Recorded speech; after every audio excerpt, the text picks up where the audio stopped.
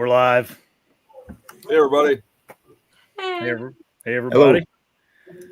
Welcome back to the show. Got Eric Husbo on tonight. Eric, you guys may have seen him on the show before, and he hosts a Hill Country workshop, which I think he's hosting another one this in March here, right?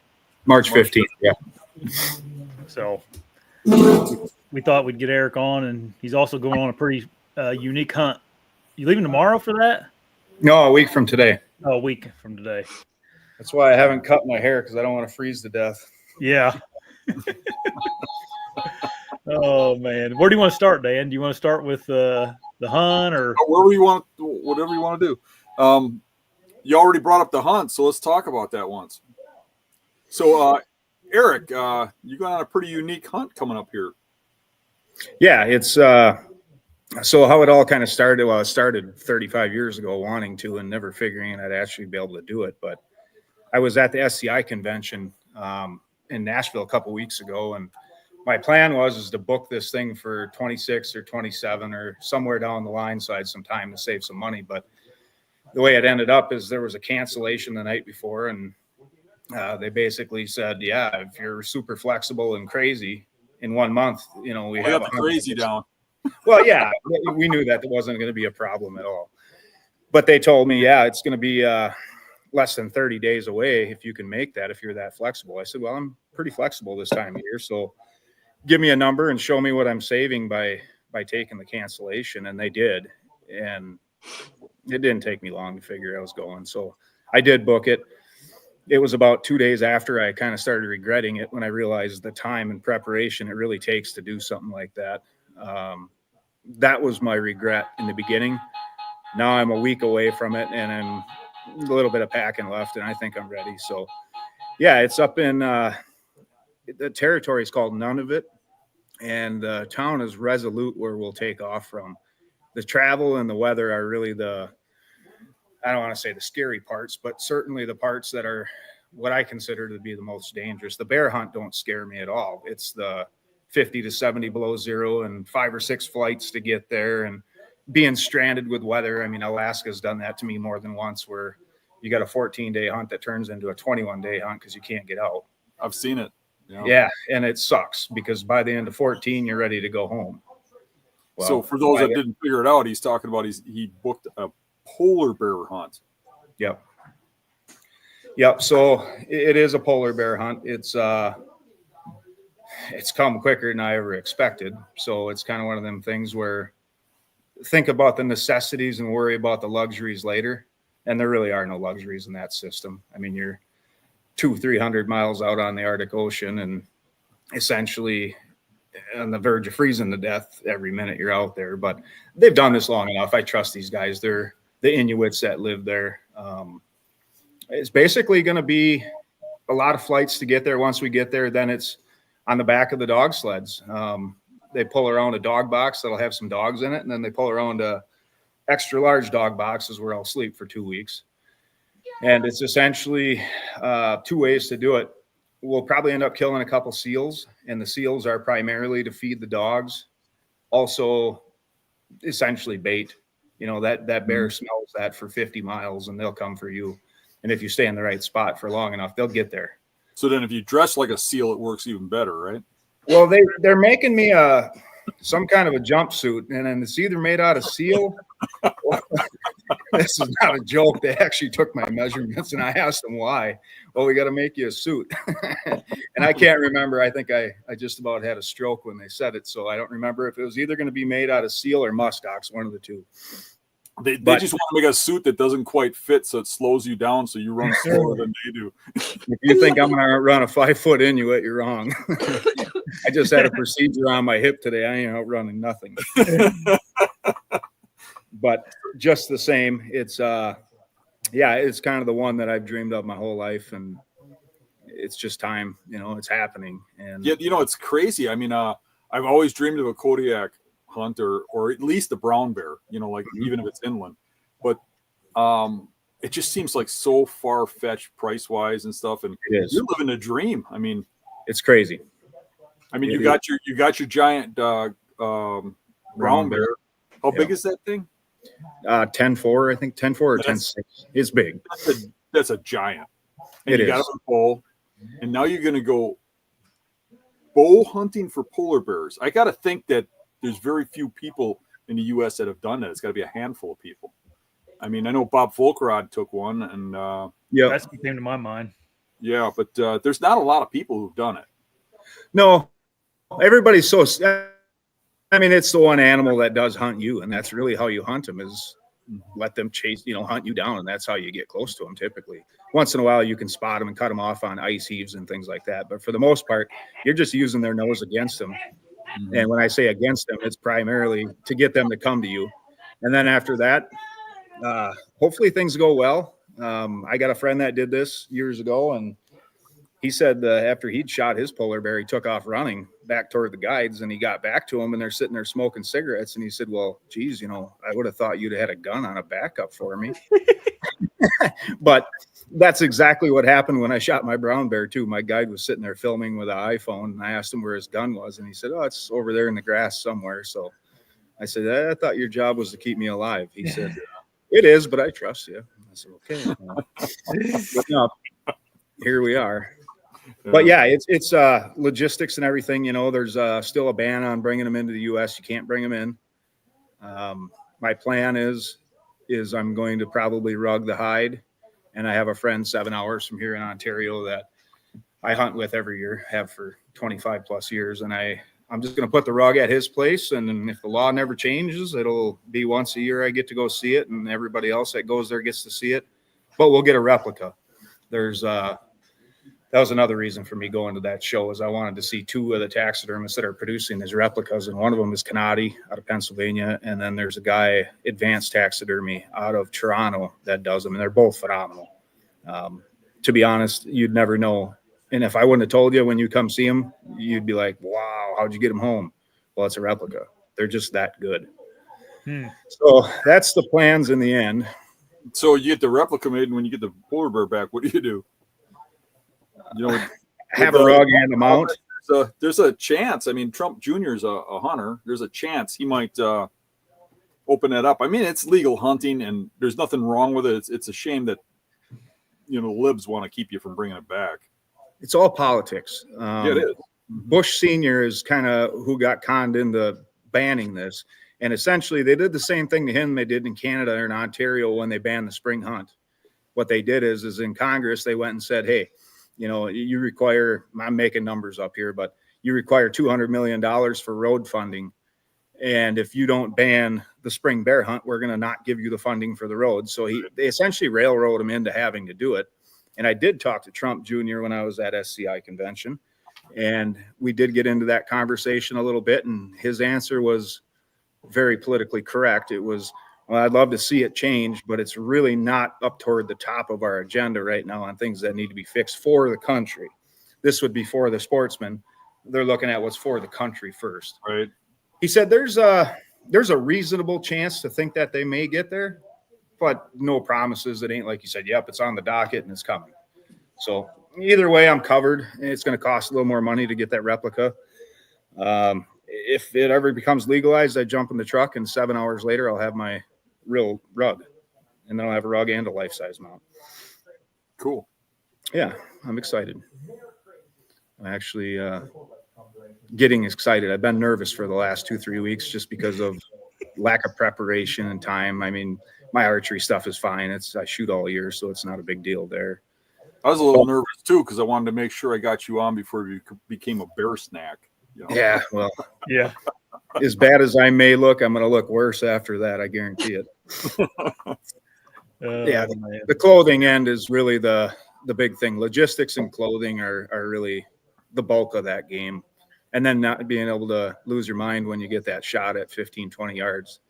That's where I've seen a lot of professionals that actually hunt for a living, and they've done it for 40, 50 years, and they get in front of a 10-foot brown bear or a polar bear, and they can't even pull their bow back. Mm-hmm. And I've got a good friend that's a psychological nightmare. Not you, Dan, another one. And this guy, when I was going for the brown bear, that was basically what he drilled into me. Is he said, man, you're you're more than capable of doing this, but what you're going to have to do is keep your mind right, because if your mind isn't in the right spot when it comes down, you're going to screw it up. So if you're not thinking about, holy shit, that 1,400-pound bear is 7 yards away and he's going to eat me, if that's what you're thinking, the odds of you succeeding are less. Right. Versus if you're only focused on shot execution and doing everything perfect, your mind is in a different place, and it really, really does work. I've seen that just with deer hunters. I mean, oh, it's the same. Your average deer hunter can't put it together if a 200-inch buck actually showed up in front of him. He couldn't kill it. The average guy. It's lucky to fall apart. Right. So I mean, I can understand where you'd fall apart with a brown bear there, or something would creep into your head and screw you up. But with that said, a brown bear has nothing over a polar bear. A polar bear is way more dangerous, way more scary. I think brown bears are badass. Polar bears are badass. Anything that hunts you, this is, I think you might have thought I was kidding when I said this, but this guy in this Eskimo, he says to me, he goes, "Don't take a shower for 1 week before you get here." And I was like, why does that matter? He said, the more you stink, it'll be that much easier for that bear to find us. I thought, oh boy. I tell you, he's making you a SEAL suit. Which I'm guessing he's probably got somebody wearing right now, getting that stunk up good too. Dipping it in catfish lure and whatever else. Yeah, you got to get a video of this. I'm hoping to. And I guess the situation, what I've learned in them situations is it's too momentous and just too important to me to worry so much about video and all that stuff. You just got to make it happen. Right. And there's times that you get it on film, and sometimes I'm the guy that my film is always right here forever until I get dementia or whatever happens there. But for a while, I'll get to keep that in my head.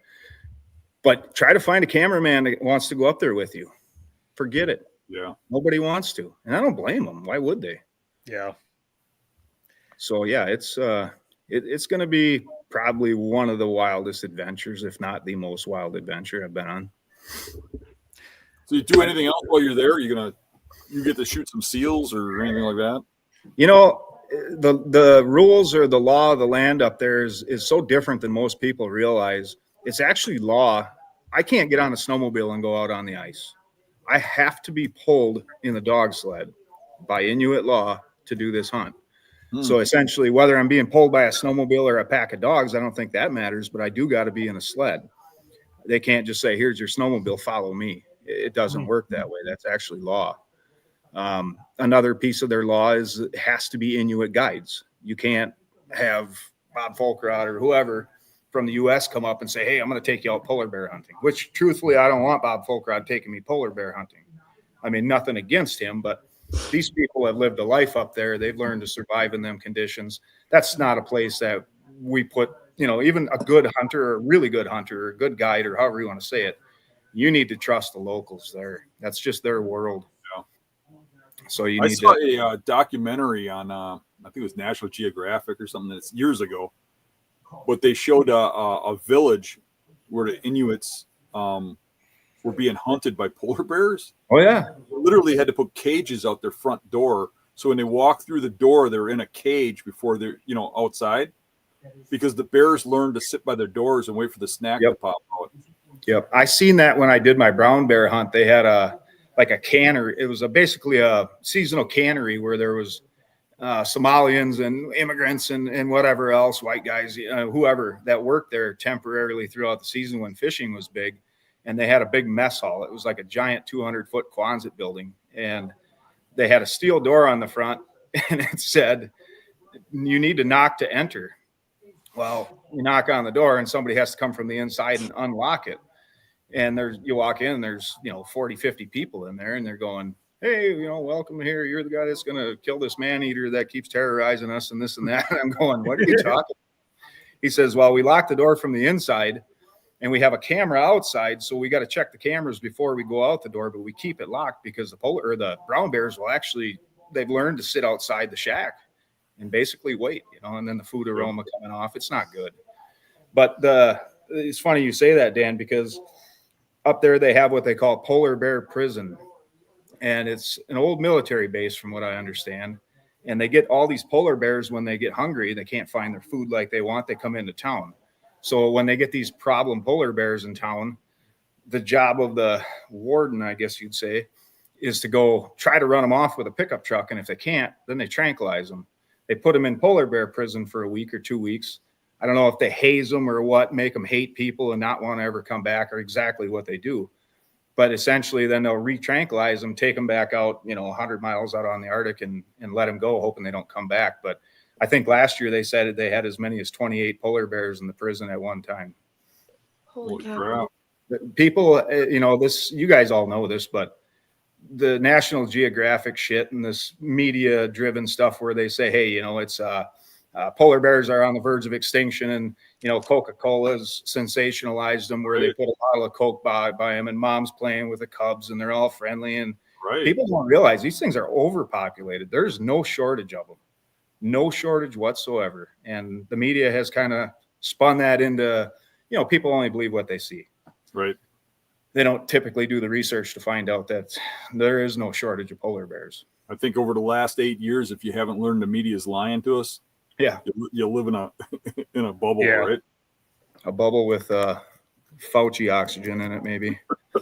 What lengths do you have to jump through to get a tag? Like the tag is part of the hunt. There's no trouble getting the tag. So the Inuits are issued X amount a year per village. And when we say Inuits, it's a really, really broad thing. That's like saying Americans. Well, I'm from Wisconsin, Indiana, blah, blah, blah. We're all from different areas. Well, certain tribes or certain demographics of these people get X amount of polar bear tags. And Canada North is the outfitter. Canada North is actually probably responsible for 80 or 90% of the whole town's schooling, their stores, their sports teams, everything. Canada North. That's why these hunts are so expensive, because they really depend on these Inuits. And the Inuits essentially, let's just say they get 5 tags in this tribe. Them 5 tags are all allocated to Canada North. Canada North in the last 40 years has actually made their city, and it ain't much of a city. It's a bunch of sea cans stacked on top of each other with a store maybe. But they have actually put just crazy amounts of money back into that community. So this is where this is a cultural experience as much as a hunt, because they'll, they see you're with Canada North, and Canada North is gods to these people. It's like starving communities, and somebody comes in with 2 semi-loads of ribeyes and mashed potatoes, you're a savior.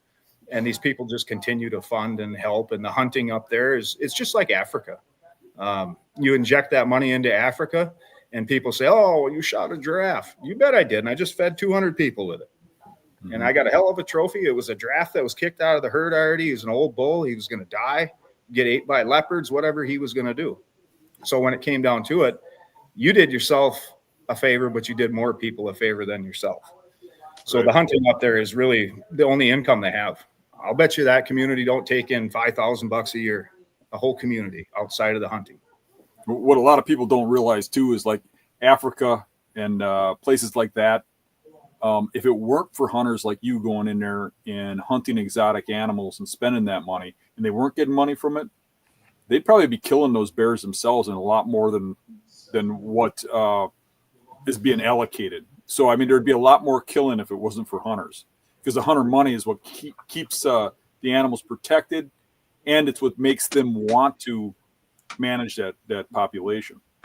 Africa is the biggest example of it I've ever seen, and I don't know that you'll see it more than that anywhere.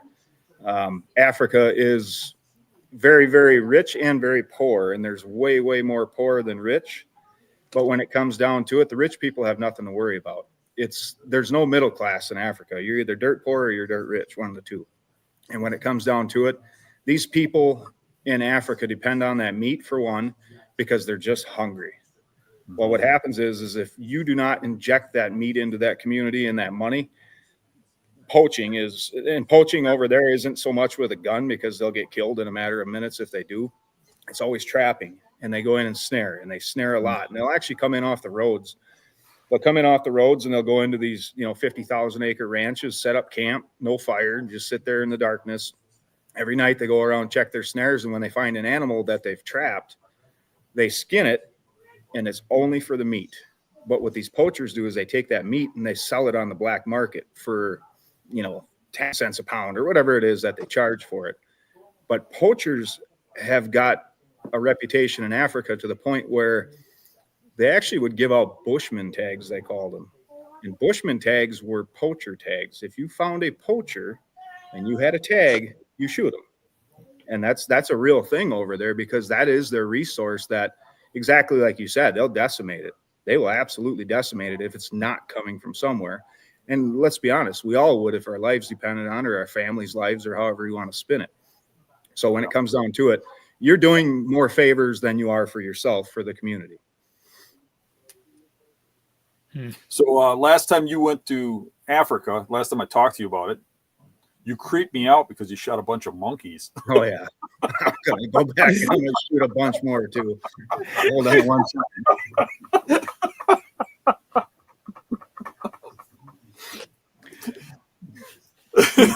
Monkey. Got this. Oh, yeah. Wish I'd have kept more of these. But, yeah, I mean, I don't know. I don't know how far to go with this, but what the hell. So, yeah, the monkeys were on my list for a lot of reasons, and one of them was everybody that's ever pissed me off in my life, I couldn't do much about it. Them monkeys took it pretty hard. Every one of them had a name. I'll leave it at that. I could get deeper and raunchier, but I'll just try to make this a 21 show for now. Come to the Hill Country Betting Clinic if you want to hear dirtier. I can do it. Monkeys are like a problem there, though, right? Like they're everywhere, right? You'd go out during the day and you'd be hunting, and you'd come back to the lodge, and the monkeys would just scatter because they were raiding your cabin while you were gone. Yeah. There was a guy right there before us that he was taking a nap in the lodge one day, and he fell asleep, and all of a sudden he heard a big crash in the kitchen. So he went running in there, and here the damn cookie jar got ripped off the counter. Well, the monkeys, they left the door open. The monkeys got in the cabin and started grabbing all the food. And it's funny for us, but not so funny for them. So, I mean, these things, they're millions and millions and millions of them, and they're just as smart and a lot smarter than most people around here, I guess you'd say. But when I say around here, I mean in the country, like 44% of them, if that leads you on to where I'm headed with that. But they've learned to get what they want. I mean, I'm not shitting you. You leave your keys in your truck, they damn near drive your truck away. They're a super, super smart animal. And if you can kill a vervet monkey with a bow, I'm going to tell you the quick story on that. When I first had my first probably 3 to 5 of them come in, I'd wait till they turned their back or look the other way or whatever and try drawing on them. And I got busted in a dark hub blind with black clothing on, what I considered to be pretty stealthy. And I got busted the first 3-4 times I pulled back, and I just could not figure out how they were making me out. Well, the 3rd, 4th one that come in, I thought, I wonder if they're seeing the whites of my eyes. So I closed my eyes and I just opened one just enough where I could squint enough to see him. And when he turned his back to me, then I drew. Well, I cut him in half. And then I was like, well, maybe there's something to that closing your eyes thing. So I started closing my eyes every time I seen one. And boy, I was whacking the hell out of them after that. Next time you go, let me know, because we went to the zoo and my kid said if he has to look at another monkey, he's going to punch it in the face. Oh, you ain't punching these things. I feel like you would have fun shooting at him, though. Oh, you have no idea. It was, and they didn't quite get it either. I'd shot 4, 5, 6 monkeys, and they're like, Jesus, man, how many arrows did you bring? I said, 60. He's like, Jesus, how many you want to shoot? I said, yeah, all of them. Keep shooting, he said. Hey, back to the polar bear. Is there anything you had to do to, like, with your bow or anything? Is it a certain weight or any restrictions or anything? Pretty much. So when I fly into Ottawa is my only commercial flight. And after that, everything is kind of puddle jumpers. And there's 4 or 5 after that. Weight restricted. Number of bags was restricted, but that's fairly common on most airlines. Really, the only special stuff I had to do was decide on a broadhead. I shoot fixed blade broadheads for bigger stuff, and I'm a mechanical guy for, mule deer and smaller pretty much. So I've got quite a bit of what I need and different options for that stuff. But the one thing that was kind of concerning to me immediately was that temperature. Does a bowstring turn to glass at 70 below zero? I don't know. So I actually called up all the engineers at Matthews, and I was like, guys, I don't mean to get too deep and geeky about this, but it really, really matters to me. You know, like, what's the breaking point for temperature at this point with these bows? Does a rest fail at this point? Does the string fail? Do the limbs fail? And he goes, you know, the best testing we've been able to do is throw everything in the freezer for a couple days, pull it out and shoot it immediately and see what happens. He said, we've never seen a failure because of cold weather. The only thing I could think of colder than that was liquid nitrogen, but at that point, you're gonna break stuff for sure. Yeah. So essentially, no, nothing special. Clothing is really the only thing special here. I kept everything the same as far as my arrows. My broadheads, nothing out of the ordinary there. My weight, my poundage, I didn't change anything. I was pretty dialed and everything is tuned perfectly. And I thought about throwing some 80-pound modules in just for, you know, it's a big animal. Bears are soft, but it's still a really big animal, and I like pass-throughs. So I really didn't do anything. If I can shoot a brown bear with it, I can shoot a polar bear. If, you know, a 500-600-pound black bear is a big animal too, and it works good on all that stuff. So nothing, no, not really. I wouldn't say I changed anything. Have you shot with like the clothes you're going to wear or anything like that? I've been playing with it a little bit. Actually, I got nervous last night, and there was just a couple things that I thought, I got really good stuff here, but I think I can one up what I have. So I put an order in for some new stuff last night. And if it don't get here in time, I'm going to go with what I got.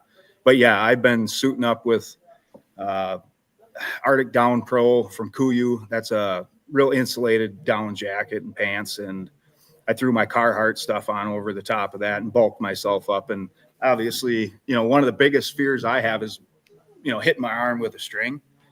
That typically don't influence a lot at 20 yards, but 30, 40, that can have a impact. Yeah. So essentially on my left arm, I'm going to wear double arm guards is what I'm going to do, just compress that clothing. I did ask if I put a 50-pound sealskin jacket on, how the hell am I going to shoot with that thing on? Well, you don't put it on. When you're going to shoot, you got to shed it. So essentially you throw your jacket off, or your big jacket off, shortly before you're getting in close to the bear.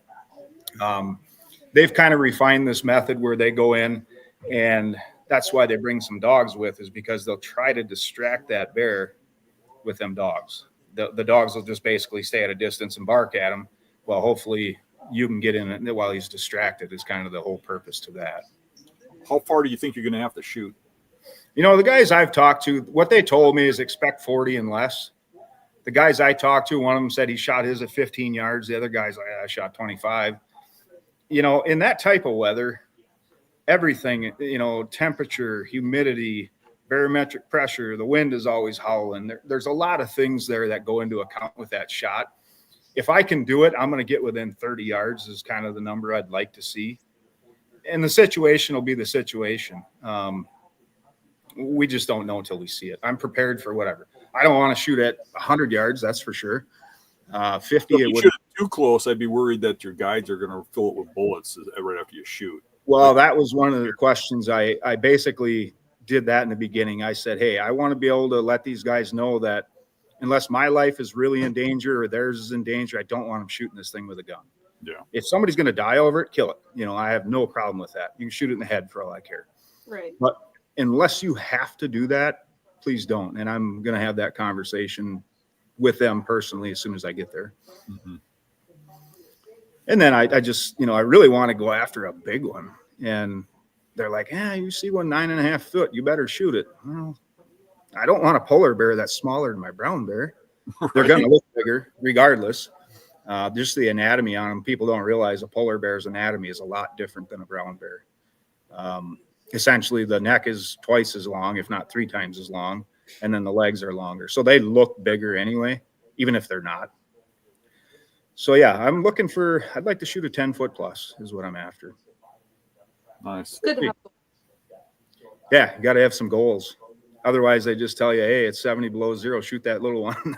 And, you know, a lot of people that haven't seen them big animals don't know the difference between an 8-foot bear and a 10-foot bear. They don't know the difference. They're all big to the average guy because they haven't seen that kind of stuff. So it's go to China and take a 7-footer in China and, you know, nobody's going to say, oh, my God, that's a little guy. A 7-foot man in China is going to stick out like crazy. Not that he don't stick out here a little bit too. Mm-hmm. 6-footers stick out in China. What's the success rate there? Is it They hardly ever fail. Almost never. I don't want to call it 100%, but the way I've been told is they've had 2 guys in the last 20 years that didn't get one. And that was maybe timing mistakes, bad luck. Whether, you could be out on the ice and you're stuck there in your little dog box that I sleep in for 3, 4, 5 days in a row. If it's 70 below and sideways wind, what are you going to do? You can't see. You can't glass a bear. You can't see a bear. Nothing works in them conditions hardly. So you may be just sitting there waiting for the weather to break. And it's like Alaska on steroids is what I'm expecting. Yeah, I've watched a lot of hunts where people get stranded there that are hunting and don't get to come back for a while. Yep. I got a buddy We're hoping you come back because we got the workshop right after that. I got you set up, Dan. Even if I don't make it back, you still get to go. Even if you get lined up. I got your food lined up. Don't worry. All right, as long as I get my food, I don't care if you get eaten. All right. Corned beef and cabbage is what you're getting. I heard a rumor. You got a new little pet piggy? Oh yeah, where is that? Let's go mobile here and see if we can't find it. Jethro, come here. Oh my! Easy. Here, I love maybe him. I can get him a beer. Here, we'll let Ma tend to him. He'll listen to her. He probably needs a beer. Yeah, we're gonna get one right now. Here, feed this thing a beer.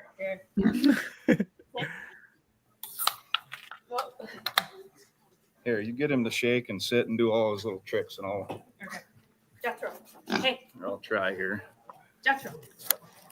Don't follow me. So it's just like a dog, Eric. Like it's just walking around your guys' house and stuff.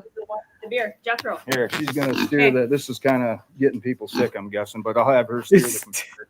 Okay. Jethro, hey, come here. Sit. Good boy. Give me 5. 5. Good boy.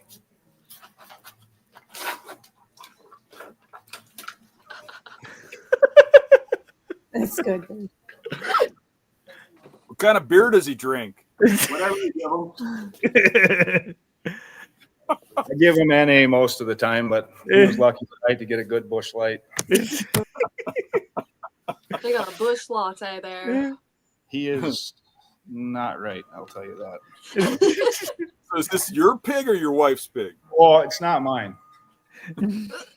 It's not mine at all. I promise you that. So last year, we had Joel Turner in here doing a shooting clinic last spring, and we've got a 30 target archery course. And that pig followed everybody around on that whole 30 target course, and people were putting him all over the internet, and he got pretty famous in a hurry over that deal. Which, I don't know. He gets whatever he wants whenever he wants. I can tell you that. Does he just roam around your house like a dog, or? No. Oh, okay.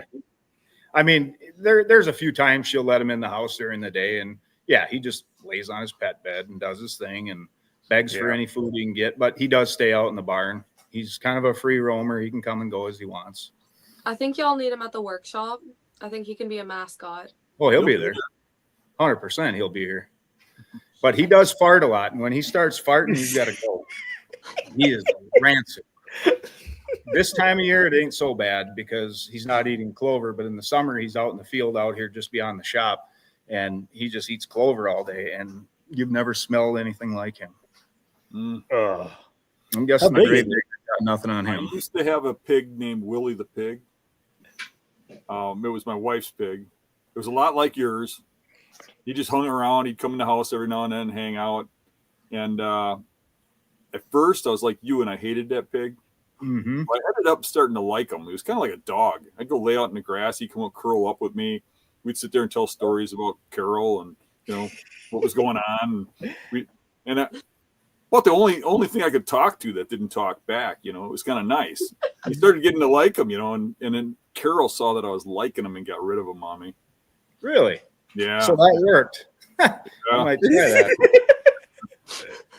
Jethro, did you ever hear that song, I Miss Billy the Kid? Oh, yeah. You bet. Every time I hear that, I think I miss Willie the pig. Yeah, this one's Jethro. Jethro. Jethro. I get to meet Jethro on the 15th. Oh, yes, you do. Jethro. Yeah, he's begging for more beer. Enough Jethro for me. That's funny. So how about the hunts this year? Anybody have any good successful hunts?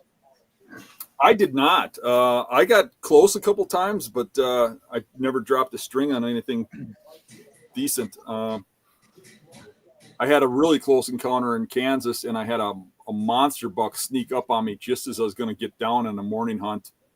And I stood up to take the camera arm off, and the thing was walking in from behind.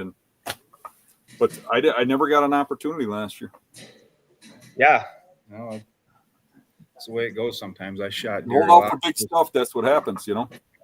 Yep, How'd absolutely. you do? I had a really, really good year. I didn't shoot a deer here at home, but I killed a really good buck over in Minnesota. I killed 170 deer over in Colorado. Shot a booner bear last spring. What else? We shot another bear here. I had a guy that his son's got major disabilities, and the guy has to be home every morning and every night to take care of him, so he can never leave town. He had 17 bear points, and he cashed them in, and I felt bad for him, just knowing his situation, and he's a good friend too. So we started baiting for him, and he ended up killing a bear here. I killed a mega elk. I had a good year, everything except for here, but I didn't hunt here much either. I had a really, really good property over in Minnesota that I leased, and just had some slammers on that place. And it's only an hour and 10 minutes from here, so I was hitting that pretty hard. And What'd you hit in Minnesota? How big was it? It was like a 157 or something like that. Well, that's a good buck. Yeah, except for he crashed and broke an antler off. But that's all fixable. I ain't too worried about that. Yeah, it was a crazy good season for me. I'll take one quick little walk here and show you this set of elk antlers. It's pretty impressive. You guys are probably all going to get sick from me moving around so much. It's not too bad.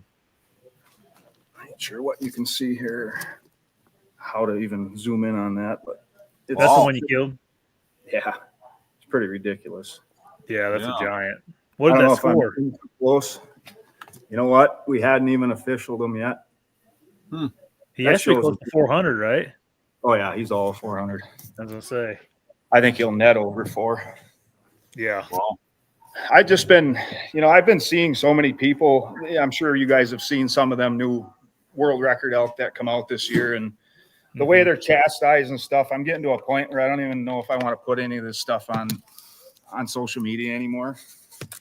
There was a guy made a hell of a comment to me here not long ago that I really thought about, and I 100% agree with him. He said, if you think when you put stuff on Facebook, most people are genuinely happy for you, you're mistaken. They're true. Jealous. They're jealous. Yeah. So, in the end, I don't know that I'll quit doing that, because too many people, like Josh or Dan or any of you guys, I see you once, twice a year. Yeah. Does it suck to keep all that stuff to yourself? I'm not that guy. I like to share that stuff with my friends too. So for the naysayers and the jealous people that are just going to talk shit about you, let them. Don't care. You know what? Delete, cancel, gone, block. Problem is, you don't hear about every one of those people that act like that. I mean, the minute you see anything out of them like that, I just get rid of them.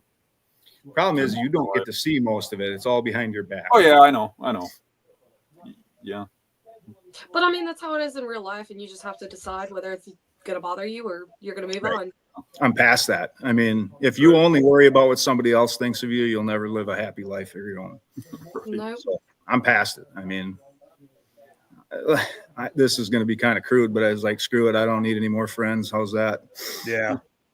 Not true. I never want to make more friends, but in the end, we all got our circles, and you know who you count on. I got 1 million friends. I got 10 I can count on. Yeah. It's just life. Yeah. I don't want to got put a little time left. You want to talk a little bit about How you hunt hill country whitetails? Yeah. I oftentimes think I ain't worth a shit at it here at home. We had some mega deer this year, and they weren't living right on my farm, but they were neighboring stuff that, a quarter mile off on ridges I could see and all that stuff. And there's a buck over here right now that there's probably two of them that are going to be in the 90s or maybe even 200 inches. They're slammers, and neither one of them got shot. We had a lot of 150 to 170 bucks around this year. Unfortunately, a couple of them deer, well, it's fortunate, but unfortunate for me. A couple of them deer got shot. A couple of them were 3-year-olds that we didn't want to shoot. This year was actually probably what I remember to be one of my best recruitment years for my, 130, 140 inch 3-year-olds that were going to be really dandy bucks at 4 and 5. This is probably the best year I remember in a long time on them deer not getting shot by neighbors. They got through. There was one in particular that was going to be the stud of them all. Of course, he got whacked during gun season. But, more and more people are getting on board here, and they're shooting so many 3-year-olds at 130, 140 inches. They're kind of getting sick of it. So now they want to fall on board. And every time one more neighbor gets on board, we're just getting that much better. Yeah. And now owning both farms right next to each other, that helps too. That keeps probably the Bambiest killing person I know out of here, which has been good. But we're only 2 years into that too. Yeah. So in the end, access is big. It's a big, big deal. Dan, I know you hunt the swamps a lot, and you've got cover getting in and out probably as good as anybody could dream of there. But your vision's limited too. So there's upsides and downsides. I focus a lot on travel as far as getting in and out. I put quite a bit into that. The next thing is, which I ain't gonna lie, Dan, you've taught me a shit pile about this over the years. Reading where these bucks are bedding and why they're bedding there and how close you can get to them and, get them, because a 4 or 5 year old deer, this is kind of the end for me. And I don't even question this. I'll argue with anybody about this. Our deer are so smart and so educated that a 3-year-old, he'll still move around a bunch in the daylight. When they hit that 4 and 5 years old, man, it's just a crapshoot to get them to even get on their feet in the daylight because there's so much hunting pressure.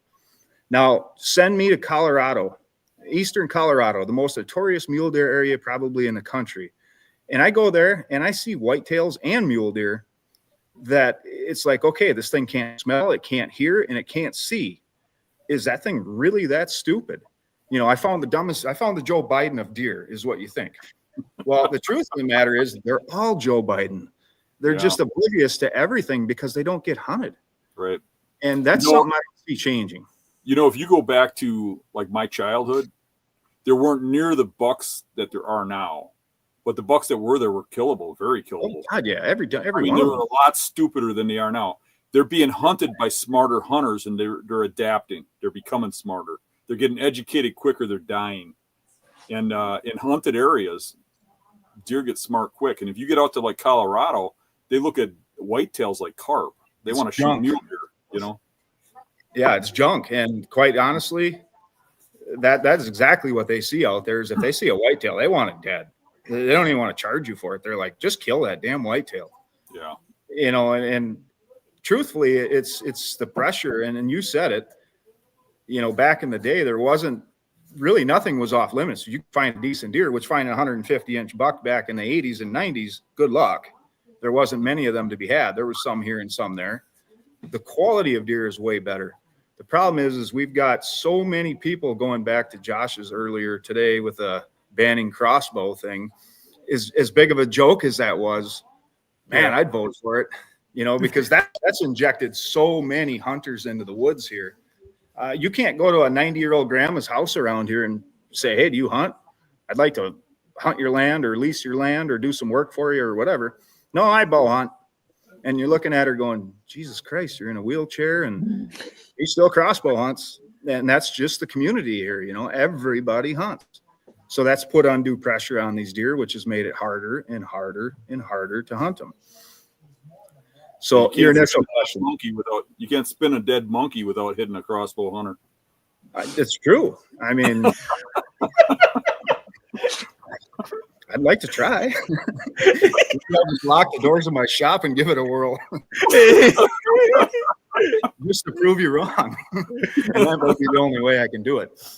What But year it did is- they? What year in Wisconsin did the crossbow become legal to use during the archery season? You know, Dan? Oh, I don't know that I know exactly, but it's going to be going on probably 6, 7, 8 years ago. Okay. Yeah, Not you know, that the long. one good thing about the crossbows is a lot of guys I know that went to crossbows were wounding a crap ton of deer. They were shooting 7, 8 deer a year and getting one. Yep. And when they went to crossbow, they started killing them. So they get their deer and they get out of the woods. So it actually helped in that manner. Yes, it did increase hunting, though. It brought people in that couldn't really even function with a bow. But it stopped a lot of the wounding. I don't see that. And I'm not trying to shit on the crossbow community by saying this, but what that's done is it's given them what I call false confidence, because they can pick a target up on a bog pot or whatever at 100 yards. And, you know, that's been the claim to fame to a lot of these crossbow companies, 100-yard, 1-inch group. So what do you suppose the first thing they want to do when they dial in at 20? I want to see if this thing shoots 100. Well, they get on a dead steady rest on a cross or a target that's not going to move. They let a couple of them fly and shit. They got a 2-inch group at 100 yards and they're going, wow, these deer are in Anybody trouble that's now. shooting that far with a crossbow, they ain't killing deer. They're wounding them because the deer That's move it. faster than arrows.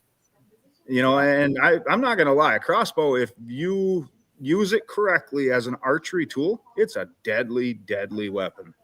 The problem is that false confidence. There's a lot of people that, I mean, I shoot my bow damn near daily. Who shoots a crossbow every week? Name one. No one. You No don't one have does. to. Pick You it up don't and have go to. too. But that doesn't change. Even if you are a crack shot with that crossbow, that animal at 70, 80, 90 yards, you might have made a perfect shot. The animal ain't even there when the arrow gets there. Mhm. And there's a lot that I see more wounding than anything compared to the old days. Then again, you've got 50 times more archery hunters in the woods than you did 20 years ago also. Yeah, the guys I know that crossbow hunt, though, only shoot to 40. You know, those That's guys respectable. are actually killing a deer, you know, rather than wounding deer. I can That's great. respect that, but I wouldn't respect somebody taking 100-yard shots with it. Yeah. It's just, man, I see it all the time. And you know, you're talking to an oblivious hunter when he tells you, yeah, it was 78 yards, quartered away, and I took the shot and I hit him in the ass. Well, you're lucky you hit him, period. It was just lucky you even hit him. But you just told me you took a 70-yard shot on a whitetail. And all that tells me you got a long ways to go before you know how to hunt, because that ain't hunting. That's just taking a chance, a pot shot, you know. I don't like that. That's not for me. That's not something I can respect. People do that But- with compounds too, though. Absolutely. There's a lot of guys that shouldn't shoot a compound over 30 yards, you know, and they Or still 20. do. Or 20, yeah. Right. So I don't shoot more than 20 yards. Yeah. That's my comfortable spot. God bless you for that, because I wish everybody could follow that lead. I can't hit them at 20 yards. I got to be careful about what I shoot. My eyes are all over the place. dude, like a deer over 30 yards with a compound is a long shot. Like it is. It is. 30 You yards. know, not it's funny long. because you shoot a target in your yard at 30 yards, and then when you're out in the woods and you range one at 30 yards, you're like, wow, that thing's a long ways away. It does feel so. It I seems shot like it's my- so furthered what your target is in your yard. Yeah. You know? That Iowa You're buck right. was like 32 yards when I shot him, and I was like, when I got like settled my pin on him, I was like, gosh, that thing looks small out there, you know, like. Yeah. I Yeah, start 30 thinking at yards. 30. I gotta make sure that thing doesn't know I'm there. It's not looking at me, and I got a nice stopped shot, or I'm not taking it at 30.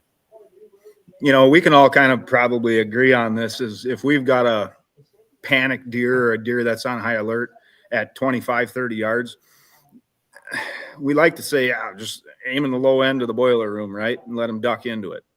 Well, then you get that 190-inch mega that didn't jump the string at all, and you hit them right below the boiler room. So now, Yeah. you know, when you start having to compensate for your shot according to what you think that animal is going to do, you're just going to be wrong too often. Mhm. Yep. And 1 out of 4 is too much for me. So I like that 20, 25 yards. I shoot plenty of them at 30 and 40, but Yeah. I don't like to. usually the way I set up, I mean, if the deer comes in, he's right where I expect him to be anyways. So, Right. I mean, it's a lot of guys that are having those problems with those types of shots are hunting over food sources or, hunting open areas. If you're set up on a bedding area, you're usually on the trail coming out of the bedding area, right where that deer is going to go. You know what I'm saying? But you see it on the fields a lot, field edge shooting where they're, taking long shots and, but. Yeah, there's a lot of scenarios to put together, and everybody tries to make the scenario in their head, and this is how it's going to happen. And, if it goes that way, great. And you're ready and you're prepared. But a lot of times, there's sticks in the way. There's this, there's that. The animal's spooky. There's other deer looking your direction when you're trying to draw. There's just a million things that make it difficult, and them situations aren't things we can plan for either. Right. What do you got for bear tags this year, Dan? I got Wisconsin for Zone C. Yeah. Eric's got one, and so does Ricky. And we're going to go with that guy you hooked us up with again. Sure. We're going to help him out a little. As a matter of fact, I wanted to say it while we're on here. I almost forgot. Thanks for reminding me. But he's donating his bear tag this year for a kid, special needs kid, anybody that's having troubles, that's young or something. If you know somebody like that, send me a message, send me an email or PM or something, and we'll probably look at the different cases and we'll figure out who we should give this tag to, and they'll get a free hunt out of it.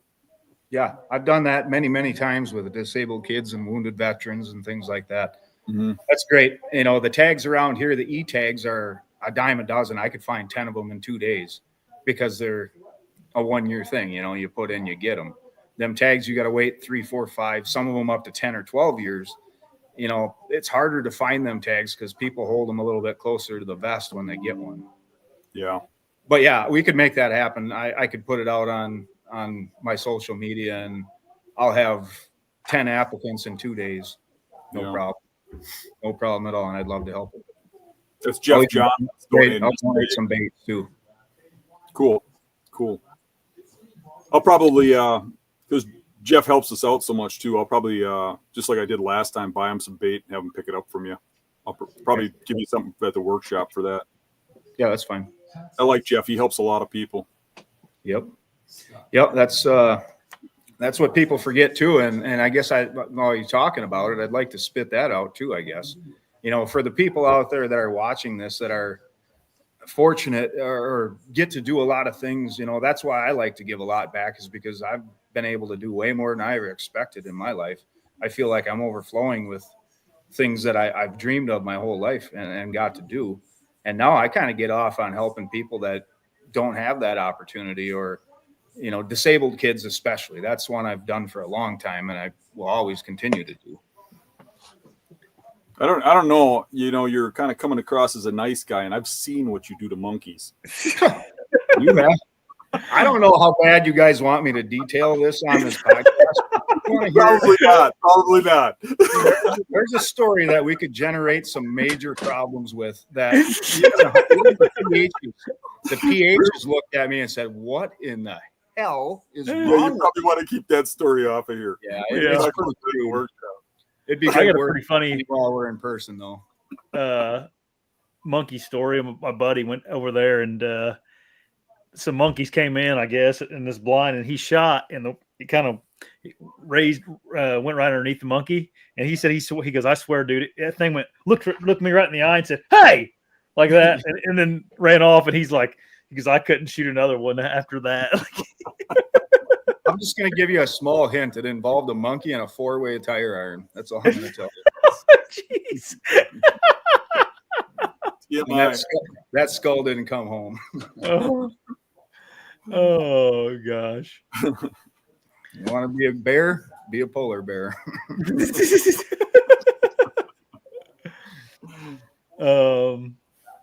Anyway. Is there anything else we want to cover about the workshop, Dan?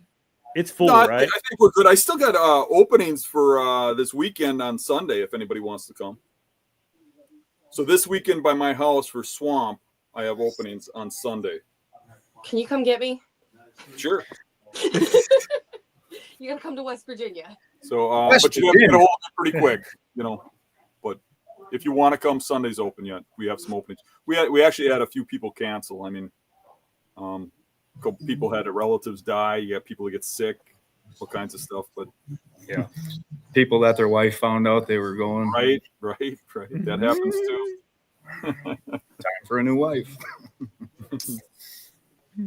So, I don't know. Why don't we do some questions and then wrap it up? They're You wanna do that, honestly Josh? Or do you Yeah, still that's got fine. I some think- going to? Ashley was looking at him here. I know you got some new members. You got Mark. Thanks for joining. Thanks, Mark. Steve. Elizabeth, gifted 5 of those memberships. Everybody. There wasn't really any questions tonight. Oh, Yeah, okay. people were more chit chatty. Yeah. I guess I got something. James or Zeke's dad wanted me to tell everybody thanks for all the prayers and the donations and stuff. Oh, yeah. I know a lot of people on here probably are aware of that situation and probably helped out with the donation. So he just texted me and told me to tell everybody his family appreciates it. Yeah, that was pretty sad. Yeah, it tore me up pretty bad the other day when we got that news because it wasn't good.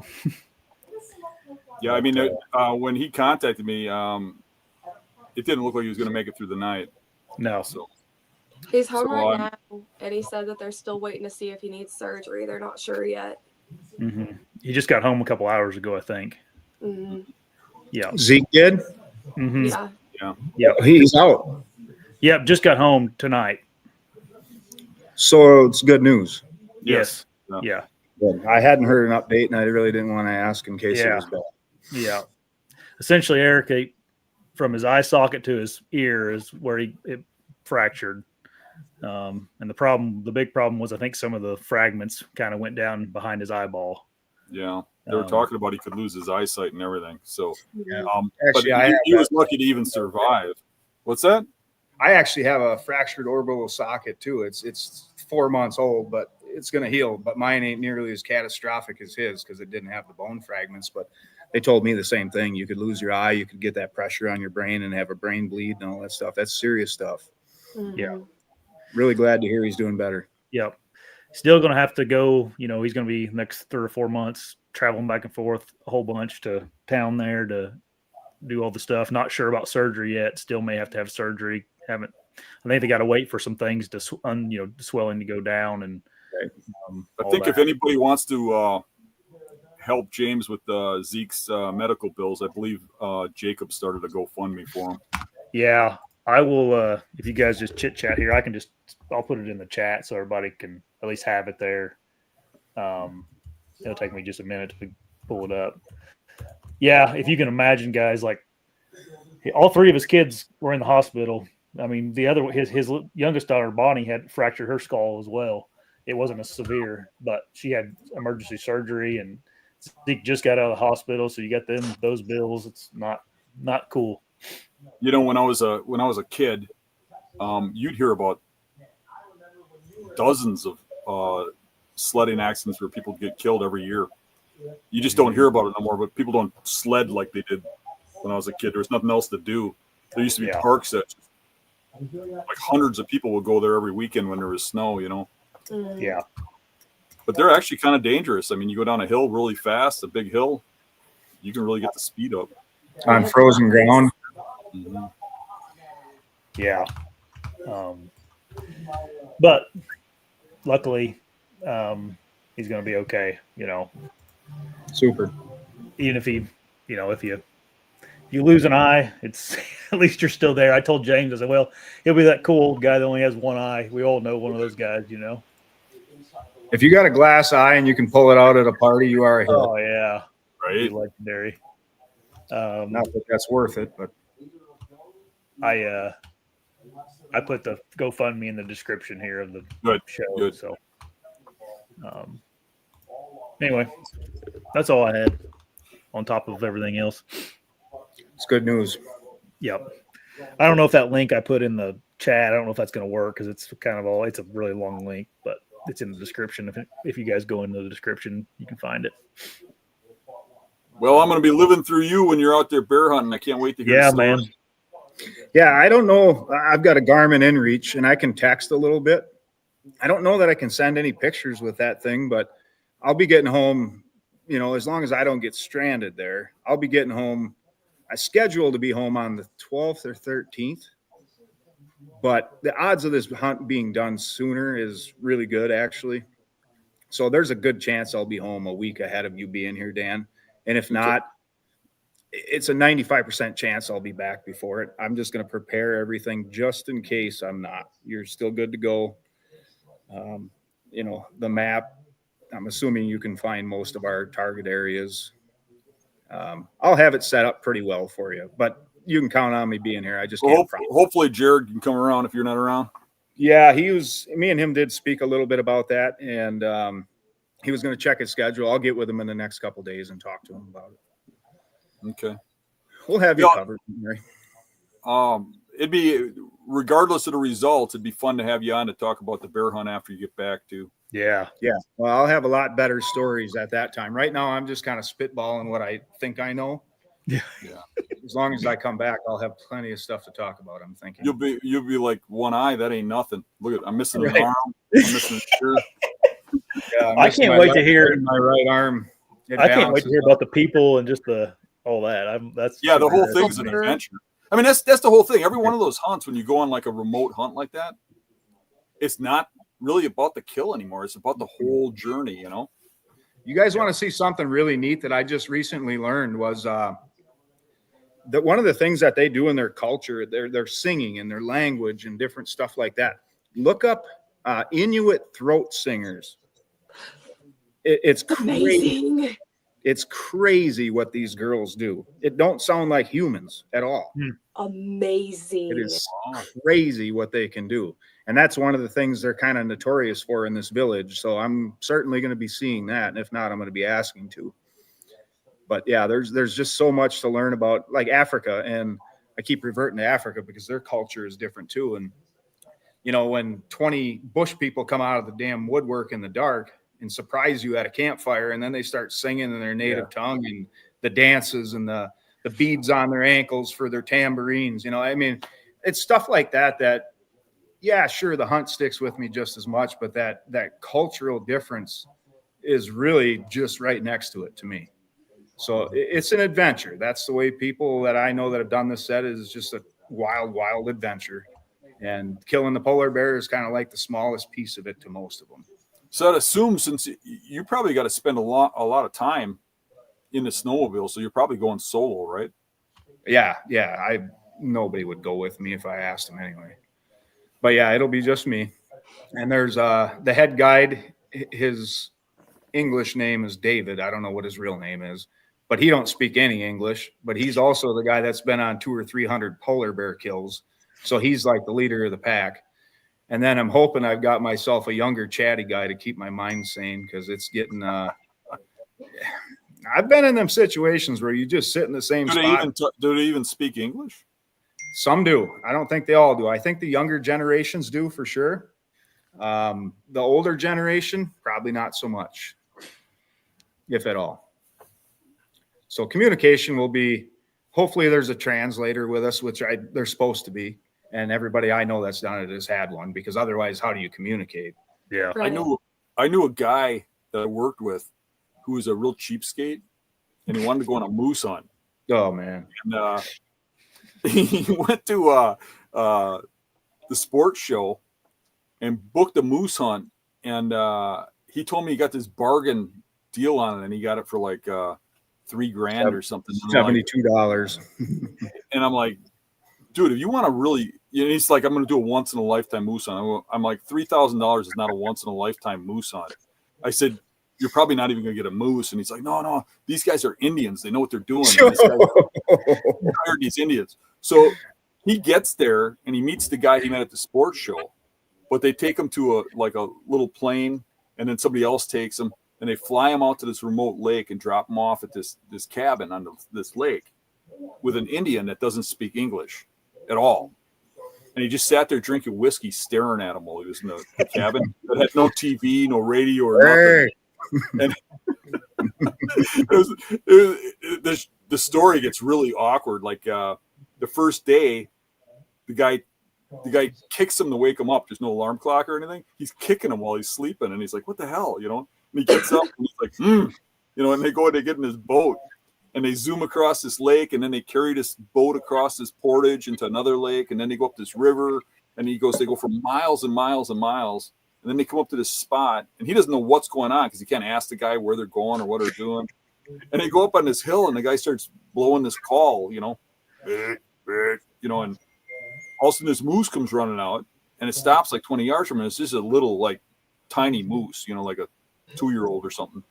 And he says, "No, I'm going to pass on that." And the Indian gets mad. He's like, "Shoot it," you know, kind of. And he's like, small, you know, kind of. And the Indian gets mad and like stomps his way to the boat. So he follows him to the boat. They get in the boat, and he goes all the way back to the cabin instead of going out more hunting. Yeah. The whole rest of the day, he sits there drinking whiskey, staring at him. Common story. The next day, he kicks him a little bit to get him up. They go out, and the guy's all hung over. And they go through this whole thing where they go like 20 miles through portages and stuff up lakes. And all of a sudden, the boat starts sputtering, and he checks the gas cans empty, and they're out of gas.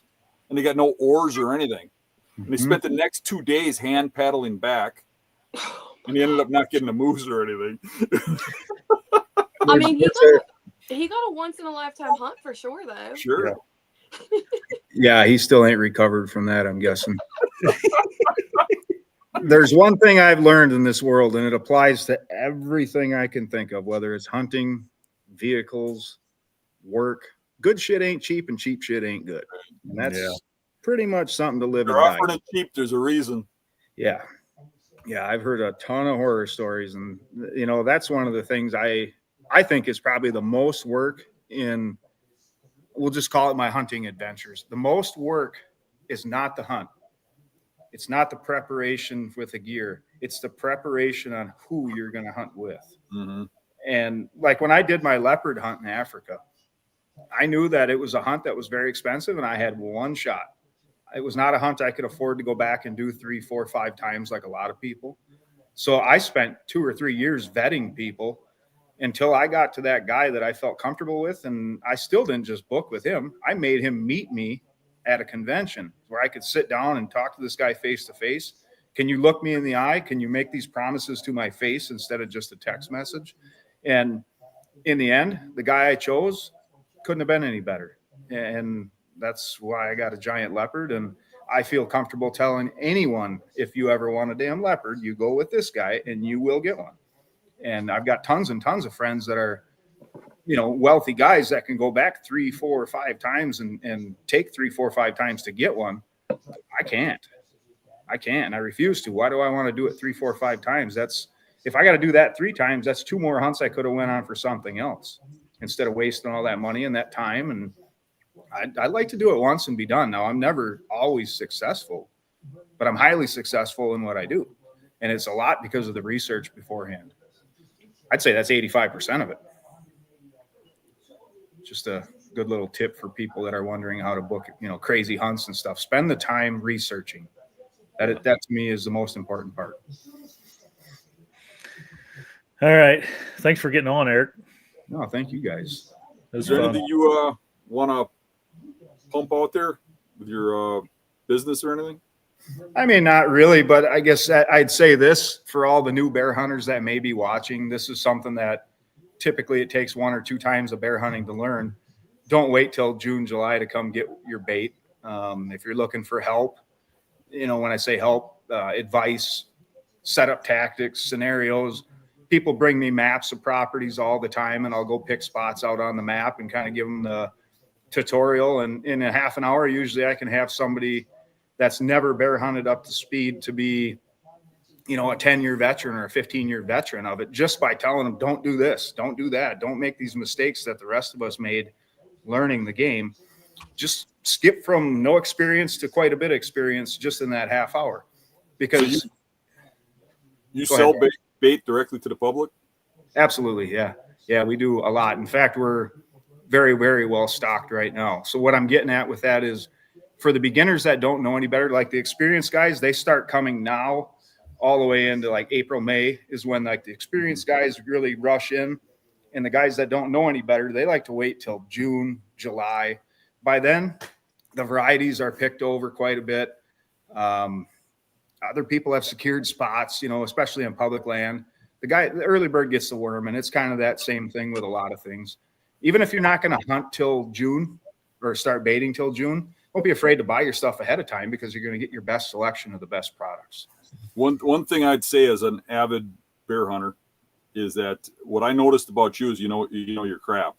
When you go to bear bait people, they're usually just selling bait based on what people want to buy, like marshmallows or candy corn or some crap like that, where you know your stuff and you know what they're eating at different time frames and stuff like that because you're a bear expert. And they're not. I don't just sell things to sell things. In fact, if I did this for the money, I wouldn't do 90% of what I do. I do it for the success. I do it because if I can help, you know, let's just say Ashley's never done it. She don't know nothing about it. She takes some good advice and goes and follows the script and does it like you're supposed to. And all of a sudden you're successful. Well, everybody around you, everybody you know wants to be you. They want to be you. Holy shit, look at that. She killed a bear. Now, who wants to be Josh? And Josh says, I started baiting April 15th and I baited, you know, $1,000 worth of bait and $500 worth of gas. And I got 38 million mosquito bites and 45,000 wood ticks and it sucked. And I never seen a bear. Who the hell wants to be Josh? No one. So I've got two methods I wouldn't here. want to be Josh. No, God. No. Not ugly like that. You guys are just lucky you can only see him from the shoulders up. So when it comes down to it, Pants on, man. yeah. To me, it's one of them things where success breeds business. And if I give good advice and help people, and everybody always says, oh, I'm sure there's a lot of tricks and tips and stuff you're not going to share with me. Why wouldn't I? I want you to be successful as much or maybe even more than you do. Because when you're successful, you just built me 50 clients. You got me 50 clients only by being successful because you did things right and it worked out. Now, just because you did things right, don't always mean you're going to be successful. But we've also, in this particular area, we've got a pile of bears, and I'm sure you know that, Dan. We got a pile of bears, but they're super, super hard to hunt. Mm-hmm. And it's not because they're educated. It's not because they're smarter than a bear in Minnesota or Canada. It's the simple fact that they have a food availability around here that is unmatched anywhere in the world. So to compete with Mother Nature, you're going to have to go a couple steps above and beyond what the average person does to really be successful here. Where you're going to hunt, Dan, it gets a little bit easier over that way because the food sources are not as abundant. But when you come just 30 miles this way from where you're at, it all changes. I mean, the demographics change literally within 15 minutes of here. And when you get that 15 minutes west or east of here, it's one thing. When you're 15 minutes west of me here, it's a whole nother thing. And people are like, I don't need that shit. I'll just go on YouTube and I'll watch some videos. Well, here's the problem. You're watching a YouTube video from a guy in Manitoba or Saskatchewan that's like, oh, you just go trap 3 beavers and you nail them to a tree and now there's going to be bears everywhere. If you do that shit here, you ain't going to see a bear. There is not a bear in this 50-mile radius that's ever ate a beaver, ever. People don't get how critical placement is. I've had baits where you move the bait 50 yards. Yep. And now bears are hitting it. They weren't hitting it over here. And that to me is all about wind current. Mm-hmm. That wind distribution, distributing scent. And I tell guys that are hunting flatland this all the time. I said, if you can find a 5-foot rise, 5 feet of elevation gain over that pool table that's all the way around you, just 5 foot of elevation will distribute scent 100 times better than if you put it 10 feet off to the side of that. And it's just physics. I mean, I ask people, or people ask me all the time, you know, how did you come up with that? How did you do that? Well, if I fail, I can't sleep. I just sit and think and think and think. Why did I fail? What could I have done different? What was the denominator that made me fail? The other beauty is I get 3,000-4,000 guinea pigs every year. So when I take these new methods that I found successful, or the 6-7 guys that hunted Canada in the spring with me successful, if we can go 7 for 7, 8 for 8, whatever it happens to be on a hunt with a new method, it's a winner. If we're 1 or 2 for 6 or 1 or 2 for 7 or 8, that don't prove nothing to me. I literally, I'll call that luck. And maybe we try it again and see if that, coincides with more success later down the line. But when it comes down to it, don't get hung up on the internet, because the internet will provide you with more bad information than good information. Go to Wisconsin Rut Report and you got, 11, 12-year-old kid on there telling you how to hunt deer, and, you're dumb for shooting this and you're dumb for that. That kid, his balls ain't even dropped yet, but yet he's an expert because he's on the internet. Right. And that's what the internet is, the negative to me. It's allowed everybody to be a professional. Everybody's an expert. I'm sure nobody on this chat right now will disagree that nobody here is perfect and we all fail. No matter how good you are at something, there's always room to be better. Mm-hmm. And if you go to people that are successful, surround yourself with who you want to be. That's really how I look at everything. Yep. It's pretty simple. But yeah, getting back to that, Trophy Adventures, look us up online, call anytime. Our inventory is way better than our website. Our website sucks, quite frankly. I don't even like our website, but I don't want a good one either, because we're busy enough. I think our reputation is our best advertisement. And when it comes down to it, call me up. I do it all the time too. I'll spend 10 minutes on the phone with somebody that's in Michigan that I'll never see as a customer. I'll never make a penny on. But like I said earlier, it's not for the money. Do you ship it? I ship all the time. Yeah. Yeah. Especially if you're within the speedy delivery area, a little bit of Michigan. They've expanded in more of Michigan now. Michigan, Illinois, Ohio, Indiana. Indiana's kind of split also. Anything within 3-4 states of Wisconsin, typically we can ship really reasonable. $100, I can ship a whole pallet to you usually. 100 to 125, depending on what it is. But yeah, look me up online, trophyadventuresbait.com. And anybody wants help, needs help, I'm here. That's what I do. Don't call me in a week. Leave a message, I guess. I'll get back to you. But I'm surprised if I don't get back to you for 2-3 weeks. All right. Thanks, Eric. Thank you, guys. Thanks for getting on, everybody. Thanks for coming on, Eric. Yep. Yeah, take care. We'll see you guys soon. Later. Bye.